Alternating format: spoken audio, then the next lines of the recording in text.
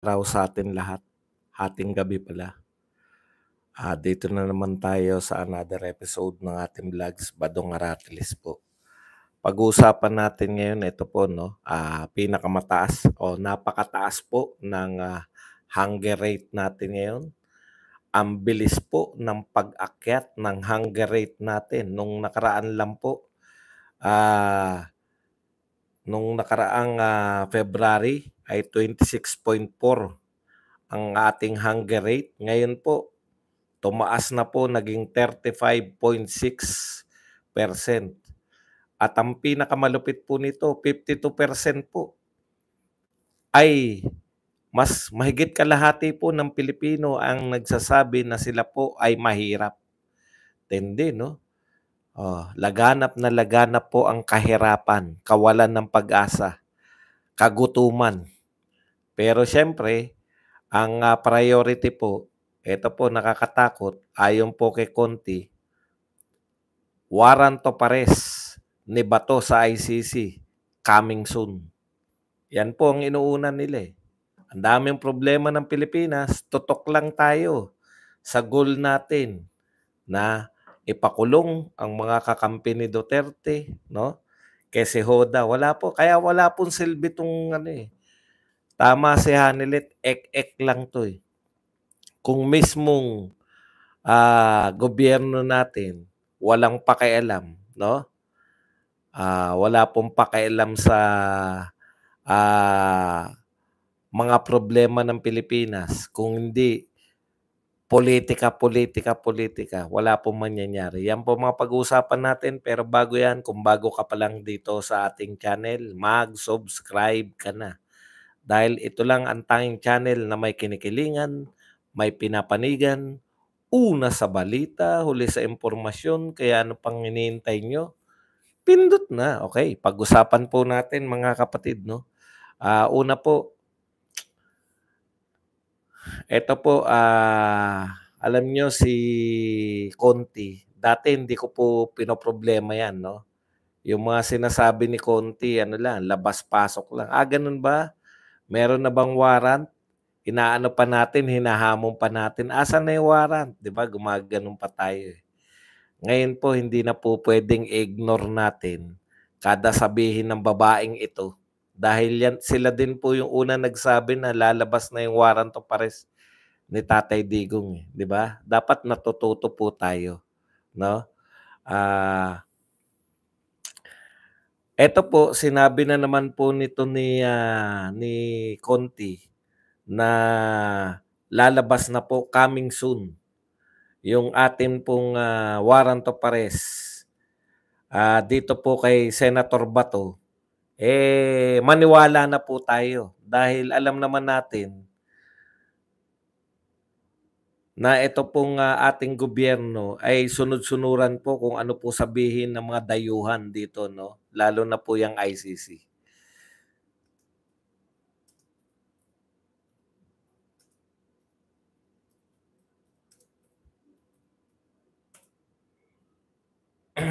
Okay. Arrest warrant. Ito po ay ngayong araw, pinahayag po to sa Bilyonaryo News Channel. At ang kinunan po nila na impormasyon ay si Cristina Conti. So maniwala na po tayo rito na totoo to dahil kinakantsawan natin to si Conti nung sinabi niya na darating na, darating na, darating na. At dumating na nga, no? Ang problema dito sa mga to,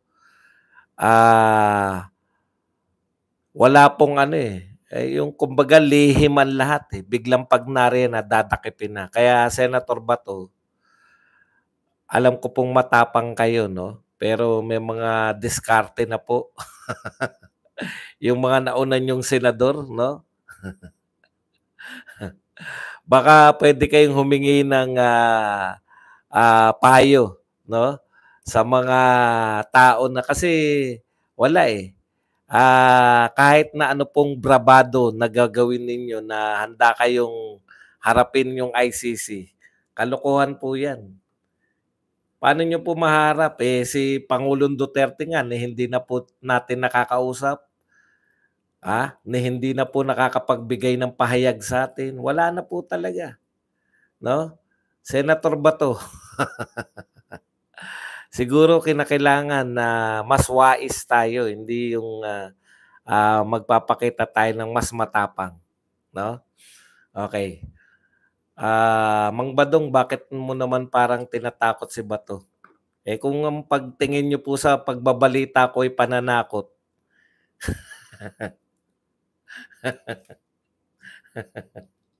ako po ang nananakot, grabe naman. Puwede ba 'wag na kayong manood dito? Ang ganda-ganda ng sinasabi ko kay Senator Bato. Nagpapayo tayo ng maayos, 'di ba? Kung ano-ano alam niyo ano, yung mga kontra kay Badong, millions ng channel, 'wag po kayong magtiyaga, 'di ba? 'Wag po kayong magtiyaga kasi pinagtiyatiyagaan niyo ko, eh. Wala ba kayong mapanood na iba? Ako po hindi ako matiyaga sa tao, eh. Hindi ako nung eto po bibigyan ko lang kayo ng tip, nung pong, nung pong wala pa po si Auntie Claire, pinagtiyatiyagaan ko pa pong panoorin si Jared, pinagtiyatiyagaan ko pa pong panoorin si Mike Abe, kasi gusto kong may banata na vlogger, eh. Ngayon po kinain na sila lahat ni Auntie Claire, si Auntie Claire na lang yung pinagtiyatiyagaan kong panoorin para banatan. Hindi na po sila Jared, hindi na po si ano 'no, hindi na po si Jared, hindi na po si Abe. Wala akong tiyaga. Ngayon ang tiyaga niyo po sa'kin, halatang-halata naman na galit kayo sa'kin, halatang-halata naman na ayaw niyo. Labas lang, 'di ba? Labas lang po kayo. Matatahimik po buhay niyo. Nanonood kayo sa'kin para magalit, eh. Gusto ko pong, maging relax ang buhay niyo, 'di po ba 'no? Okey. May karanasan na tayo, kinakantyawan natin si Conti. Kinakantyawan ko naman talaga 'yan, eh. 'Di ba? 'Yan po ang mga pagkakamali ko. Ako po, natututo ko sa pagkakamali, eh. Dati kinakantyawan ko 'yan si Conti, katarantaduhan niya, wala namang ano. Ngayon, alam na natin, eh, yung gobyerno natin, 'no, sila pa po ang sila pa po ang nagre-request. Naintindihan niyo po ba? Sila pa po ang nagre-request para dakipin yung ating pong mga kababayan. Kaya ano pa po ba, ah, ano pa po ba yung kinakailangan natin na pruweba na puwedeng gawin ng ICC yan kay Bato? Lalo na ngayon napapahiya sila sa hearing, sa paghe-hearing ni Bato. Nakakahiya po yun. Nakikita ko po yung binabalik po yung mga salita ni Bato kay Torre, salita ni Bato kay pambabara ni Bato kay, Remulla at saka kay Torre. Eh, alam po natin yung ugali ng mga yan, 'no? Gagawa at gagawa ng paraan yan na masasaktan ka rin. Pinahiya mo kami, Pinahiya ni Bato si Remulla nung tinanong ah, bakit hindi na lang bakit hindi nakipagtulungan si Bato, 'di ba? Sa ICC na kumo-contact sa kanya. Ano sabi ni Bato? Eh, ikaw DOJ secretary. Ang sabi mo walang jurisdiction ang, ICC sa Pilipinas, eh. Kung kayo nga na gobyerno, hindi kayo nakikipagtulungan, ako pa na ginawa nilang suspect, napakatama po nun.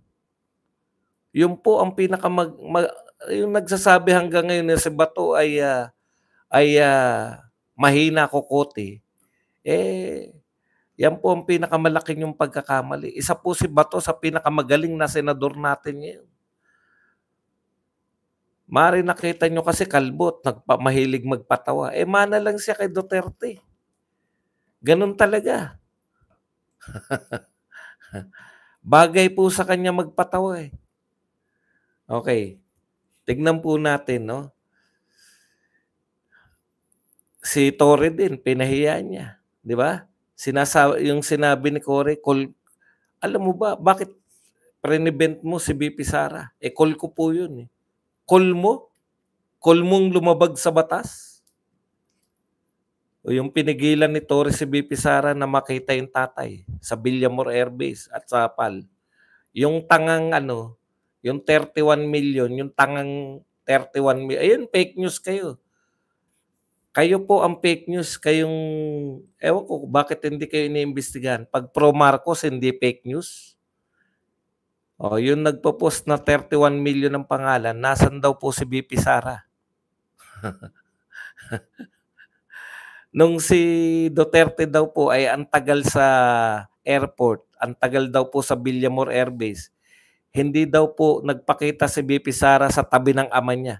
Nasaan daw si VP Sara? Imagine niyo na itanong niyo 'yan. Kung hindi ba alam na po ng buong Pilipinas kung nasaan po si VP Sara, nasa labas po ng Villamor Air Base. Hindi pinapapasok ni Torre. Naknang po pa naman, oh. Pati, alam niyo po, hindi, wag, kaya ang hirap pong paniwalaan na yung mga kwento, eh. Pag hindi kayo, pag hindi nyo, ano eh, hindi nyo nasaksihan. Yung saksi na nga tayo, gusto pa nilang baguhin, eh. Hindi po pinag-uusapan dito opinion. Facts po yung gusto nilang baguhin, eh.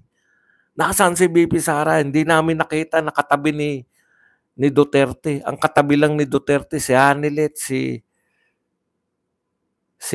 Katie lang daw.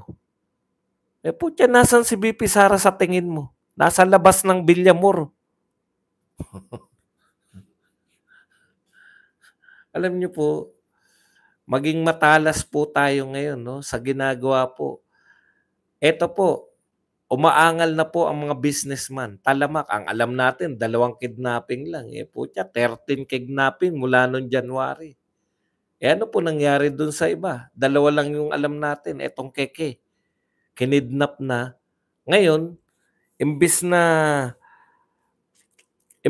ano na unahin po, imbis na po sabihin na ay putya, inuna pa ng media. Nagpakalat po yung Manila Times na may source sila. O bakit hindi nyo imbitahan niya Manila Times? Sino yung source nila? Yan yung problema, eh. Sabi ng Manila Times, may source sila na pogo daw yan. Hindi daw yung kidnap for ransom. Kawawa naman yung mga businessman. O ano yan, wag nang lutasin kasi pogo. Hindi, ang gusto nila dahil pogo, kay Duterte na naman yan. Nakakulong po si Duterte. Nakakulong ng tao, siya pa rin na may kasalanan ng kidnapping dito. Tindi nyo talaga, eh. Okay, balikan lang natin. Ito po, dapat to siniseryoso na natin, no? Etong si Conti na nagpapakita na talagang may contact siya sa ICC, no? At saka tong mga taga-gobyerno na nakikipagtulungan, ayaw sa local courts, eh, mananagot lahat kayo kay Tito Donald namin. Pag naparaos na niya yung kanyang tariff war. Tunay na mga problema po itong mga kinakaharap natin. Totoong problema. Kidnapping, no? Hindi lang po kidnapping. Sa mga mayayaman, yan po. Bakit po? Eh kasi mayayaman niya mga yan. Mga mayayaman negosyante, hindi pwede ignore. Pero sa mga mahihirap po, kikita natin, saksakan. Ang dami po ngayon road rage, no? Hindi po ako nagtataka, eh. Hindi po ako nagtataka kahit sabihin po ninyo na mga Duterte. Sa dami po ng road rage ngayon, ang dami pong aburido. Nauso po yung road rage ngayon, no? Ang dami pong aburidong tao ngayon, sa totoo lang. Kasi, alam niyo yung makita niyo yung gobyerno niyo na walang direksyon. Nakakaaburido talaga, eh. Tapos si Tatay Digong nakakulong, yung pinakamagaling Ayan po, kidnapping lang yung pinag-uusapan natin. Bakit po umaray? Kaya mga negosyante, mga mayayaman yan apektado, eh. Paano pa po yung mga 'di lalo na pong hindi naiintindi. Pero yung media mismo hindi nila ma-deny, kasi kinakailangan nilang magbalita, eh. Lalo silang lalamunin ng mga vlogger 'pag hindi na nila binabalita yung mga pangkaraniwang krimen. O yung mga pangkaraniwang krimen, binabalita pa rin ng mainstream media. Araw-araw na naman tayong may krimen. Pananaksak, panghahalay, balik na naman po ang mga krimen. Bakit po? Kasabay po yan ng pagbabalik ng droga, lagi po yan. Yung mga petty crimes, hold up, rape, yan po yung mga na-eliminate nung panahon ni Tatay Digong. Eh ngayon, balikan na naman. Pero wala po sa kanila yan. Duterte pa rin. Tignan nyo yung mga sinasabi. Sira pa rin sa Duterte. May masabi lang si Hanilet. Hanilet na naman. Atake ng lahat ng vlogger si Hanilet. Kinongratulate lang kayo. Hindi kayo nahiya. Atakehin nyo. Tignan nyo, ha.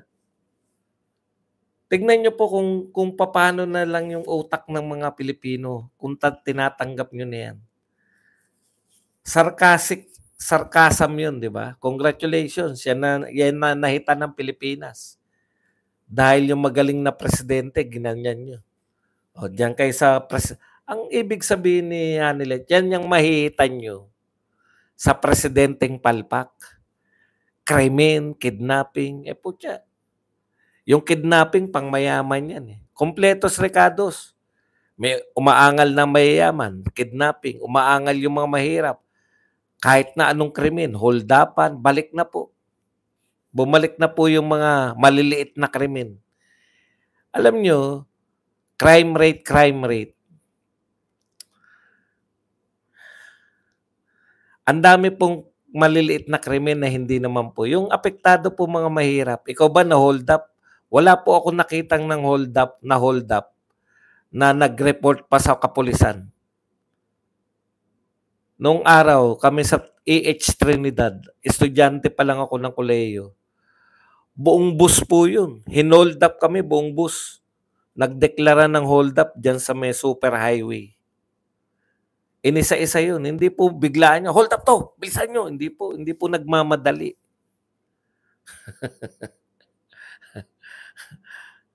Paano kami hinold up? O, nakaano po yan, nakaupo na sila lahat. Pagdating ng super highway, hold up ito. Tapos isa lang po yung umiikot, kumukuha. Isa-isa po. Kinuha yung mga bagahe, yung mahalaga. Alam na nila kung sino. Ilabas mo yung camera mo, nakita kita, may camera ka kanina. Camera pa po, mahal nun. Sa tingin nyo ba, kaming mga na-hold up, nagpunta pa kami ng presinto para i-report yun? Wala na po. Hold up yun. Yung mga ganun po, mga personal na pananakit, halimbawa po, dahil mga addict na naman, na kinikinita ko na naman na ayan po, yung mga makukursunadahan ka, sinapak ka. Meron po bang sinapak lang na addict, pupunta pa sa presinto ng pulis? Yun pong ganun, unsafe ka na naman. Ang tunay na sukutan po ng tinatawag nating peace and order, yung nararamdaman mismo ng mga tao na safe sila. Yun po ang sukatan, hindi po yung, alam niyo po, tignan niyo po yung sinasabi kay Pangulong Duterte. Wala naman po nagsasabi na nung panahon ni Duterte, ayon sa statistics, ganito lang ang crime rate. Hindi po yun. Never po naging sukatan yung sinasabi ng police na statistics. Ang sukatan po ng tagumpay ang yung peace order campaign, tagumpay ang war on drugs, yung madaling araw, pwede kang maglakad sa daan. Di ba paulit-ulit lang tayo na nagsabi, madaling araw, pwede kang Maglakad, wala kang pangamba.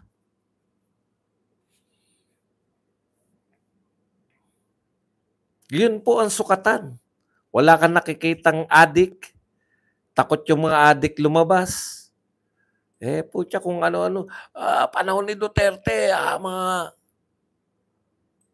akala mo pag nilarawan nila, pag panahon ni Duterte, yung naglalakad ka na may mga baril na ano eh.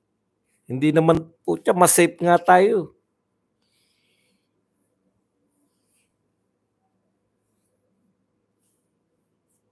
Okay. Tapos, dinadaan po nila lahat sa talkies, no? Si Duterte daw ang drug of all drug, lord of all drug lord. Nakkampo pa naman, no? Bakit mo papatayin ang sarili mong negosyo kung ikaw ang nakikinabang diyan? Napakalaking kalokohan talaga. Okay, punta na po tayo rito sa hunger rate. Ito po, una muna, ito pong pinakamarami pong Pilipino ngayon. Ayan, ang mga Pilipino po, ang mahirap, grabe po, mahigit po sa kalahati. Imagine niyo, self-rated poor. Mahigit po sa kalahati ang nagsasabi na sila po ay gutom, ay mahirap. 52%. Grabe po yan. Hindi po normalidad na yan.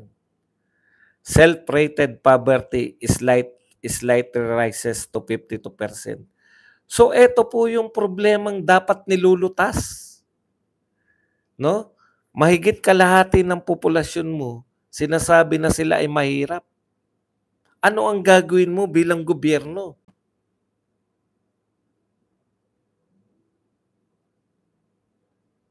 Bukod pa dyan, meron pang borderline na 12%. Anytime pwede sila maging mahirap.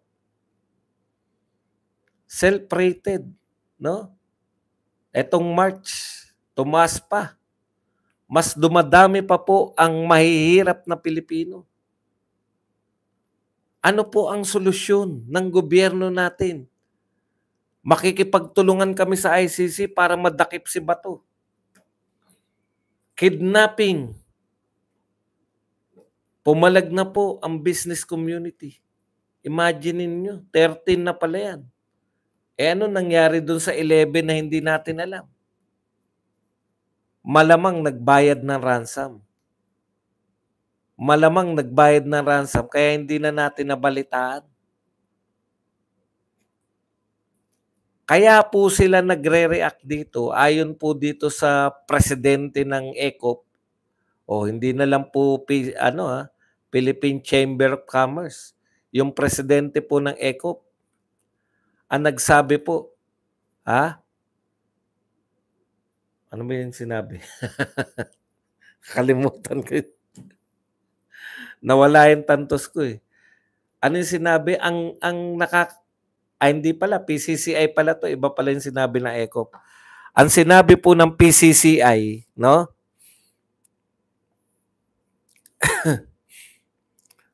Mamaya po yung mga tanong, Huwag po kayo mag-alala. Sasagutin natin yan pagkatapos po ng ating topic.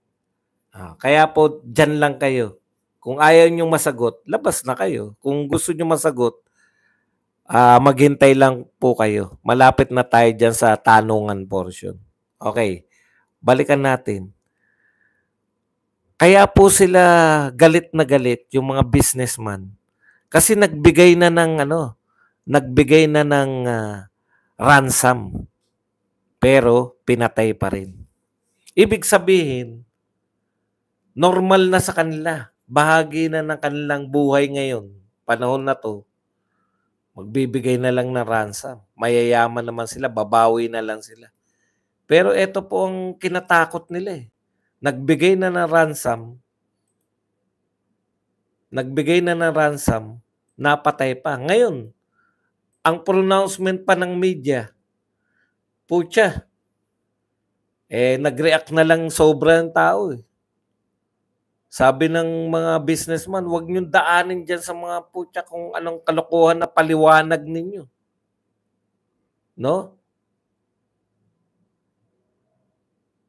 Gusto pa nilang sabihin ngayon, ang gusto pa nilang sabihin na hindi raw yan kidnap o ransom. Yan daw ay doon po sa Pogo, paghiganti. O edi lutasin nyo pa rin kahit pag ba sinabi ninyo na ay Pogo kasi yan eh. Di ba problema pa rin yan? May namatay pa rin. Kahit na ano po pong tawagin nyo, hindi pa po kidnap o ransom yan. Problema pa rin yan na iaatang sa inyo.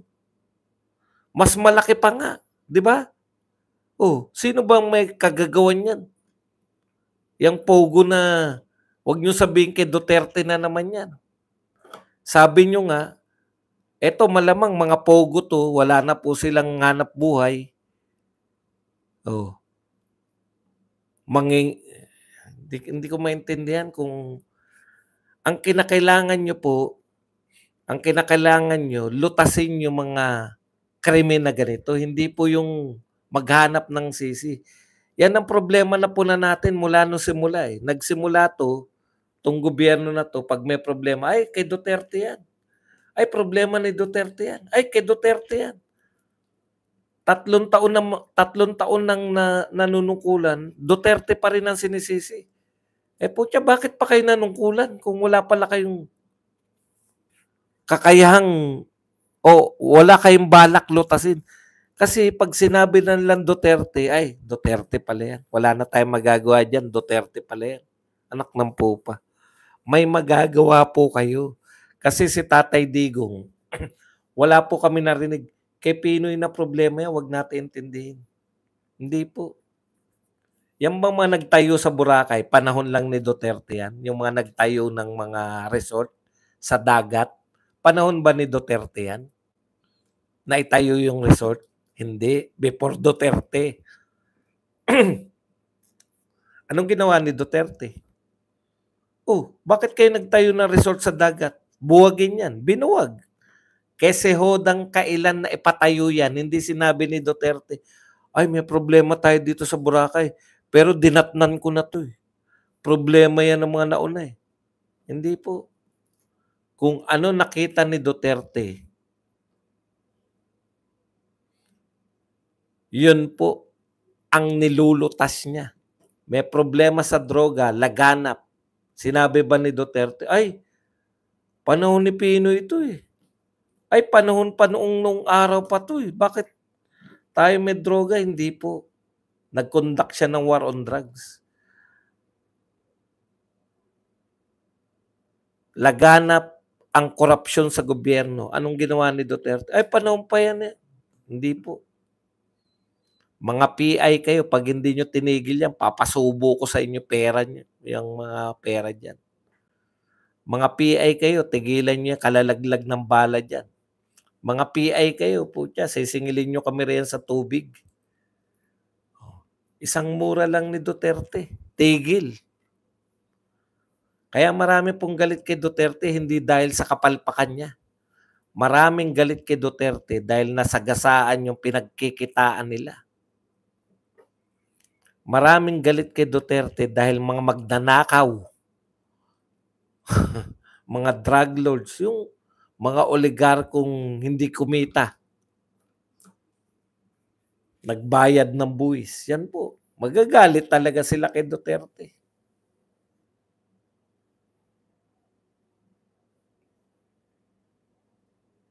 Okay, eto po. Pinakamataas po. Poor Filipinos who suffer from hunger soar to 35.6%. 35.6%. Mahirap na nga sila. Nagugutom pa. 35.6%. Ang taas po nun. Hindi lang po 1/4. Ang kalagayan po ng Pilipinas, mahigit kalahati ay mahirap. 52%. Tapos 35.6%. Mahigit 1/3 ang gutom. Kung yan po ang datos, gagawa ka ng paraan, ikaw gobyerno, para hindi magutom. Ay, namimigay naman kami ng ayuda. Hindi ba kayo nabigyan ng ayuda? O 'pag si Claire de la Puente, si Claire Castro na naman tanungin niyo, si Auntie Claire. 'Pag sinabi niyo, marami po nagugutom ngayon, 35.6% ayon sa SWSRB. Ha? May nagugutom pa rin? Hindi ba nila nabalitaan na meron sa Pasay? Libreng pagkain? Pakita niyo nga yang libreng pagkain na yan kung gaano karami napapakain. Ilan ba napapakain yan? Milyon po 'tong gutom. Kayong mga taga Visayas, pinakamarami sa Visayas at Mindanao na nagugutom. Kayo pong mga nagugutom po diyan sa Visayas at Mindanao. Aba, magsumikap kayo. Pumunta kayo sa Pasay para mapakain kayo.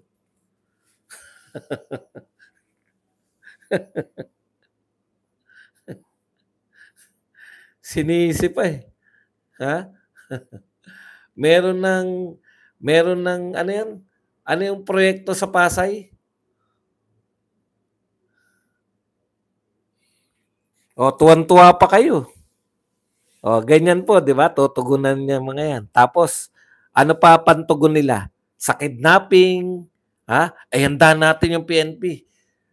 Sir, laganap po ang kidnapping. Handa dapat yan. Dapat yung PNP natin laging handa. Sir, handa tayo para tugisin ng mga kidnapper. Hindi. Handa tayo para dakipin si Bato. Kinakailangan lagi tayo handa. Handa tayo para dakipin. Paglabas na paglabas ng ICC warrant, hulihin na natin si Bato. Puta, handang-handa ang PNP. Sir, problema natin kidnapping. Di maganda tayo sa PNP. Maganda tayo para hulihin si Bato. Priorities. Di ba? Yung priorities natin. Ngayon, kung etong mga korte natin hindi magpapasya, anong solusyon ng suggesting? Walang solusyon tong gobyerno na to. Ang pinakasolusyon natin, kinakailangan nating magkaroon ng chance yung tinatawag nating matinong gobyerno.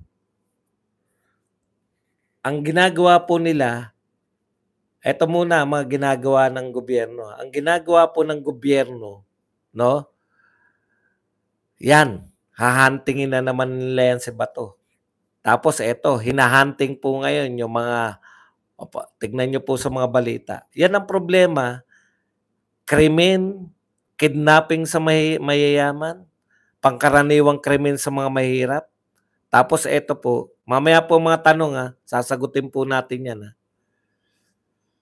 Ito po, ang pinaka-problema natin, krimen sa mga mahirap, sa mayayaman, kidnapping, sa mga mahirap, sari-sari, mula po sa rape, saksakan, holdapan, balik na naman yung mga akyat bahay gang, etc. etc. At iba pang problema, walang pumapasok. Anong sabi ng ECOP? Pag hindi nyo nalutas yung mga kidnapping at mga krimen, wala pong papasok na foreign investors. Pag dito lang po yung pera natin, umiikot-ikot lang po yung pera natin, wala po yan. Pag yung mga malalaking krimen na ganyan, katulad ng kidnapping, nababalita pa rin, hindi po papasok dito. Sino magninegosyo dito? Anytime pwede kang kidnap for ransom. Yun po yun eh. Kaya po, dugtong-dugtong po yan, hindi lang po yan pampapogi, no?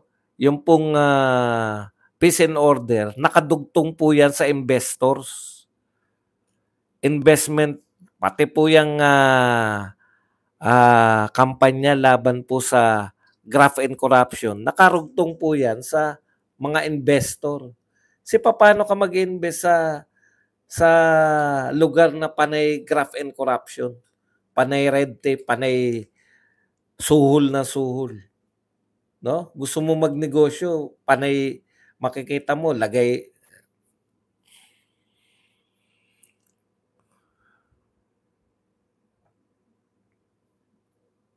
Ngayon, ang dami nating problema.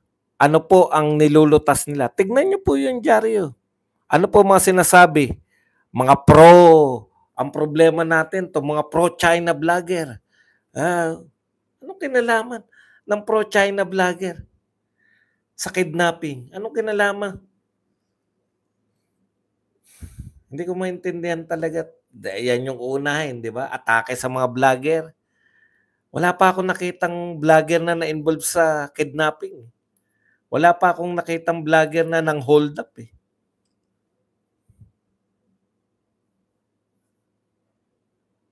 Ano pa ang mga nasa headline natin? Hanilet! Ang puta, si Hanilet na. Si Hanilet na ugat ng kaguluhan. Nung nagsabi si Hanilet na congratulations, yung mga pagsasalita po natin na ganyan, yan po nagdudulot ng kaguluhan. Ng pupa. Kailan lang nagsalita si Hanilet ng congratulations, siya na nagdudulot ng kaguluhan. Si Hanilet na.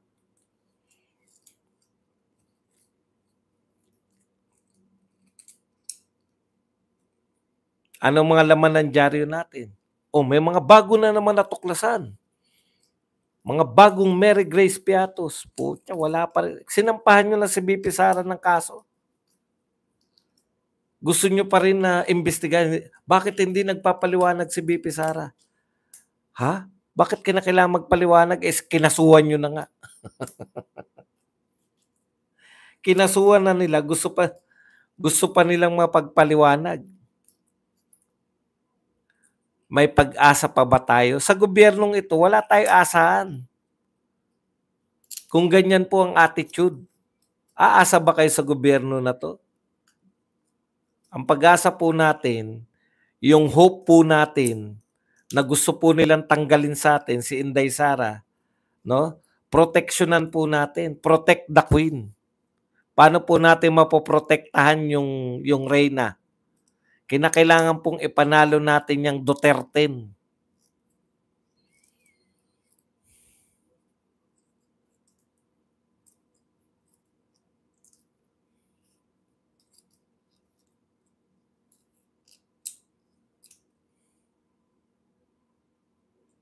Yan lang po ang ating topic. Ngayon po, gigil na kayo sa mga katanungan.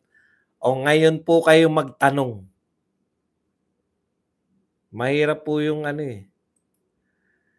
yung nagtatanong kayo habang nagdi-discuss ako, tapos baka pagka